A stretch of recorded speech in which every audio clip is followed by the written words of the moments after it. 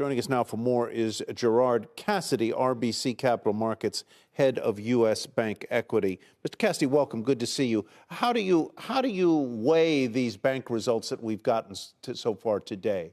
Good, bad, mediocre, what? Yep. No, Tyler, they were very good. When you take a look at J.P. Morgan and Citi, as well as Wells Fargo, the net interest income numbers were very strong. And that showed up particularly so at J.P. Morgan and Citi.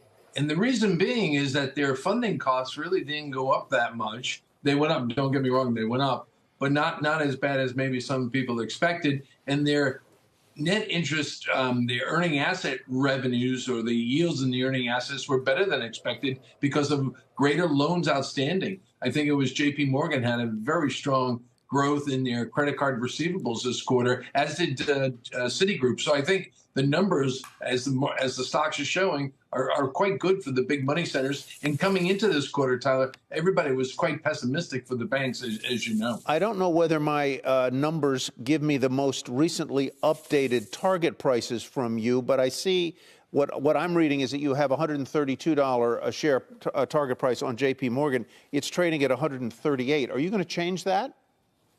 We will have to reassess when we get through our numbers today. We're still working on the numbers, and clearly the J.P. Morgan results were better than expected. And so we'll have to reassess all of our earnings today, as well as our target prices later on today as well. Okay. What about PNC, Gerard? That one's down about 2%, turned lower, gave up its earlier gains. Some concerns about that lower loan loss provision actually meaning it's a lower quality beat, and maybe that has to go up in the future.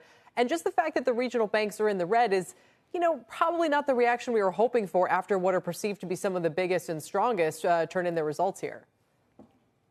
Kelly, it's a good observation that obviously the stock is down, but I would point out that this company in the fourth quarter kitchen sinked the loan loss provision, as we like to call it, meaning their provision in the fourth quarter was much greater than all their peers. So even though the provision this quarter, which drove the beat, was lower than the fourth quarter, whereas the other three banks we just mentioned had higher loan loss provisions, PNC built up those reserves already. More importantly, I think what you're seeing on the regionals is that the net interest revenue at PNC did not grow as much as expected.